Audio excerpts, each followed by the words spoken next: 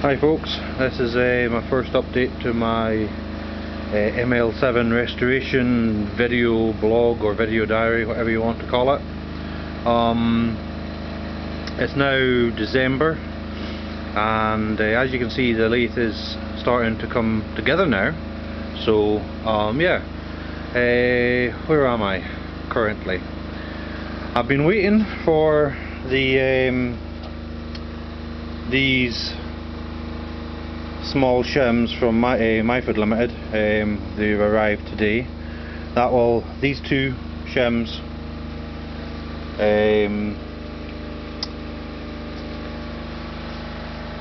are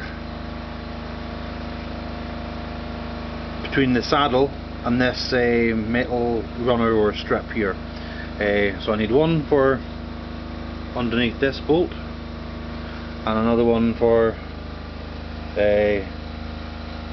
that bolt, which are the retaining bolts for that strip of metal I showed you. Once I put that on, then I think the apron assembly can then be mounted, and I can continue assembling the cross slide and top slides. As you can see, the apron assembly has been all cleaned up and undercoated and repainted. Oops, what was that? Alright, that was just I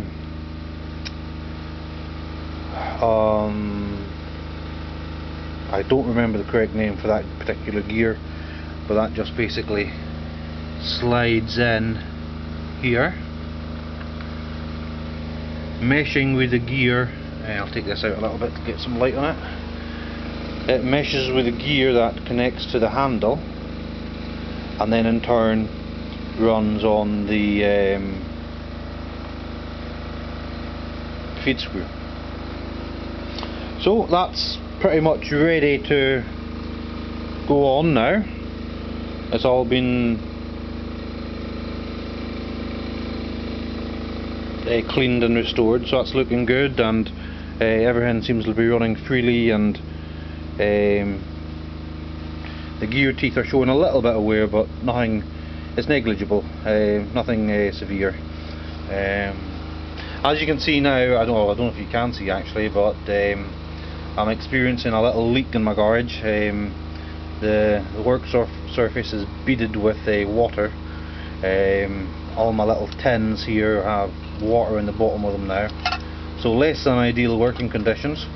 I've spoken to the council. They're going to come and repair the roof, but when they get round to doing that, I don't know.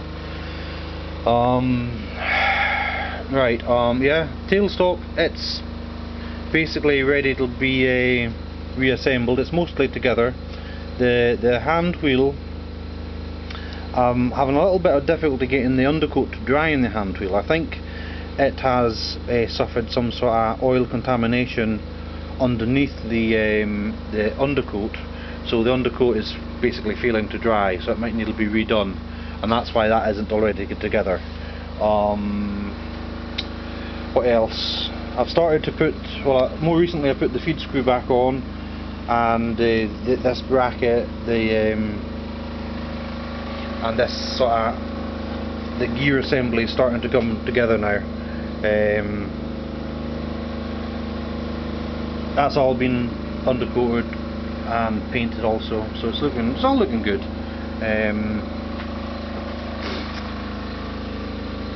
Yesterday I had a slight mishap. I've been fitting these shafts, and in doing so I dropped the bracket which holds the driving pulley and the driving pulley shaft.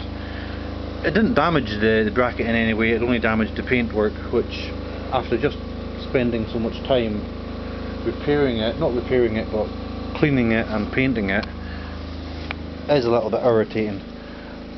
It's only a minor nick, but I'm going to fix that up again before I put it back on. Yeah, this is the bracket I'm referring to, and yeah, it's just down here in that bottom corner. I don't know if you can see it.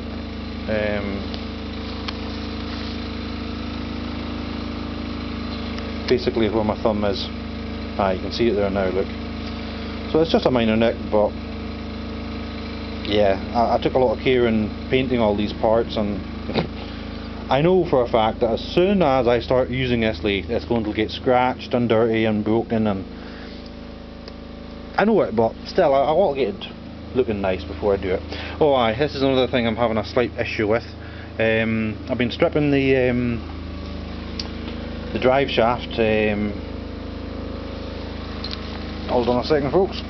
Been stripping the drive shaft because I'd quite like to get the everything clean in about the pulley wheels and the back gears and all this. I want to get them all cleaned up. I've already cleaned up the back gear because it's easily accessed, but I'd like to just make sure it's all I'd like to get painted in here as well, possibly on the pulleys. Now the problem being, I can't get this spacer off.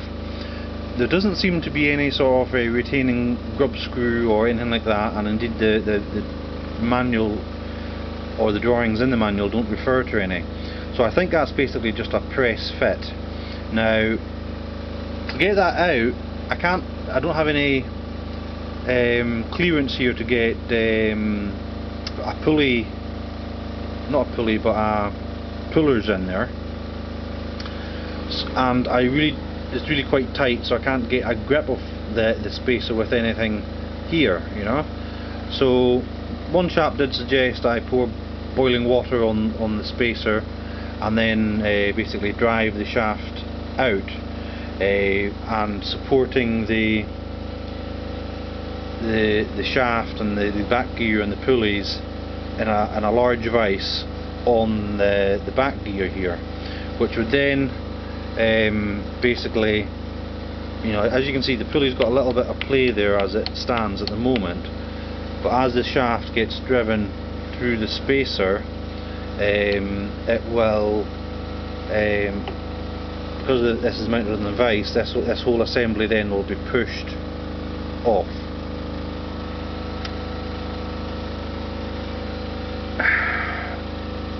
I'm cautious about it. I don't want to do any damage because I don't want to spend any more money than I've already done on this lathe.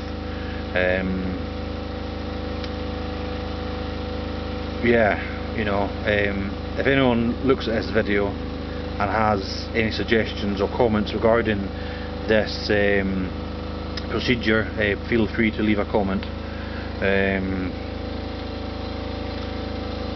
I've got plenty of other things to be getting on with at the moment.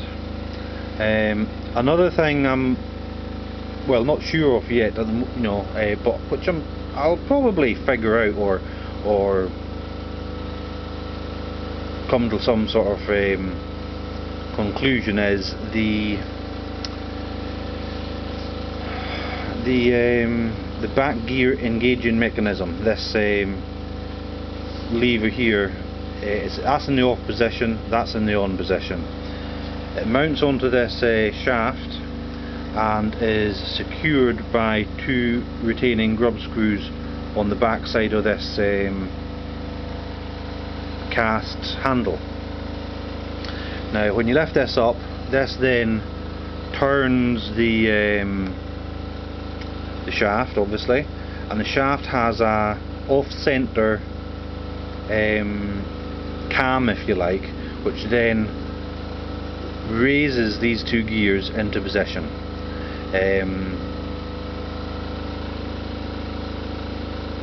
Now getting that adjusted, I don't know if it's just a case of fiddling with it until you get it right, or if there is a specific method to do that. So that's another thing I'm unsure of at the moment. If it's adjusted too high, what ends up happening is it's lifting the shaft, which obviously wouldn't happen when it's all bolted down, but that would put undue pressure on the gear wheels. And if it's too low, they're not going to engage right, and they're going to slip and cause damage as well. So there will be a very precise way of doing that, I'd imagine, but I'll cross that bridge when I come to it. That's one of the last jobs I'm going to attempt, and I'm only going to do that once I'm sure of what I'm doing. Yeah, you know, that's about it. Everything's painted up. I've got my counter wheel or pulley in the back there. It's all been cleaned and painted. It's looking lovely and shiny now, lovely and clean.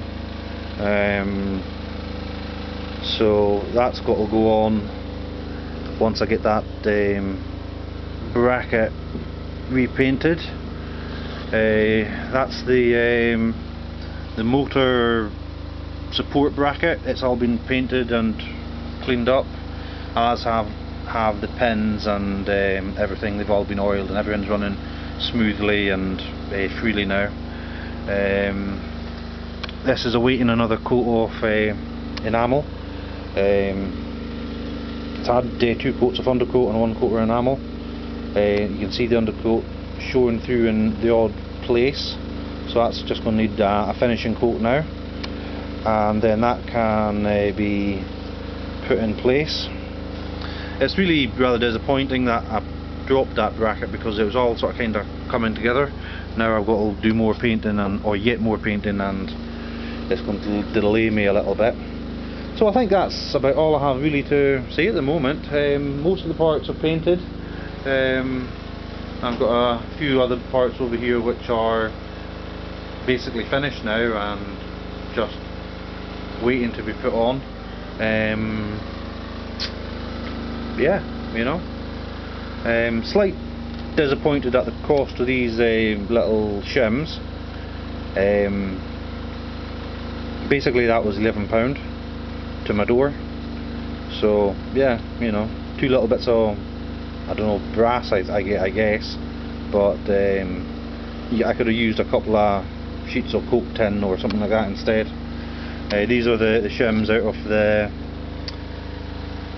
Headstock Assembly. I think these ones are laminate. These look or appear to be solid, but I don't know if they're laminate or not. I'll look at that in a moment. So yeah, okay folks, that's all I'm going to say, because this is dragging on already, and hope you enjoyed watching, and until next time, I hope I'll be able to demonstrate the lathe actually running. Yeah, bye for now.